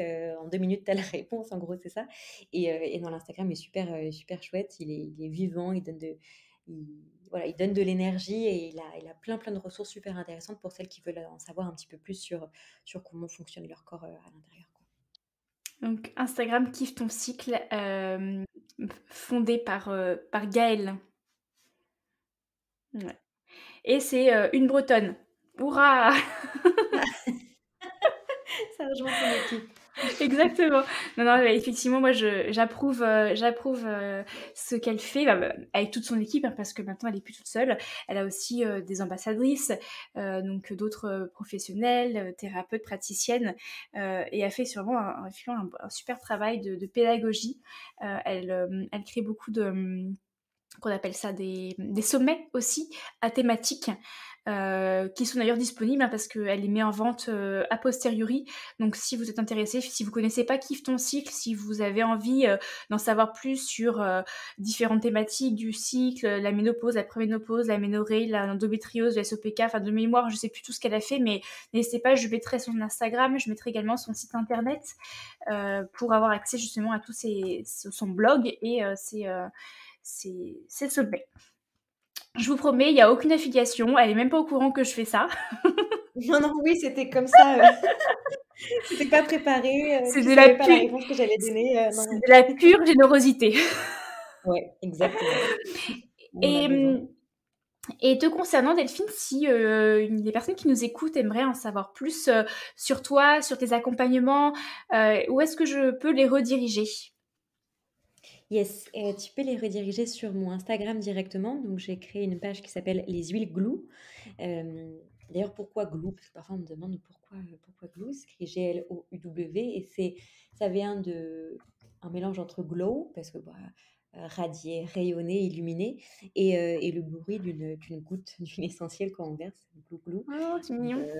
Donc voilà, c'est de là de c'est la petite histoire derrière le nom. Donc les huiles Glou sur Instagram et ensuite vous pouvez cliquer sur le lien en bio. Il y a accès à tous mes services dont j'ai parlé un petit peu avant. D'accord. Ben écoute, merci beaucoup Delphine pour cette riche conversation passionnante. J'ai vraiment apprécié ce moment en ta compagnie et je te remercie une nouvelle fois d'avoir envoyé ton message de prise de contact, peut-être dans ta période d'ovulation. On verra. Tu vérifieras, tu me diras. Exactement, c'est marrant, je regarderai, je te dirai ça. Mais en tout cas, un grand merci à toi et c'est vraiment sincère. J'ai eu l'impression de discuter avec une copine dans un café, tellement c'était fluide, c'était naturel, c'était sincère. Enfin, je me suis vraiment, pour le coup, livrée et tu mets beaucoup en confiance, donc c'est super agréable et j'ai eu l'impression d'être moi-même pendant cette heure et demie. Donc merci à toi pour ce cadeau. Mais j'espère que vous qui nous écoutez, vous avez tenu le coup. Si vous êtes là, c'est que vous avez tenu le coup. Et que j'espère que vous avez passé aussi un bon moment entre copines. C'est le but. Bon, écoute, je te souhaite une très très belle continuation, Delphine, dans ta reconversion. En plus, hein, comme tu disais, c'est une pleine reconversion. Donc voilà, c'est deux chemins parallèles. Je sais que c'est pas simple du tout. Donc voilà, très belle continuation à toi. Et puis peut-être qu'on se croisera dans d'autres circonstances, on verra. Avec plaisir, ouais, avec grand plaisir. Merci à toi, Alexandra. À bientôt. À bientôt.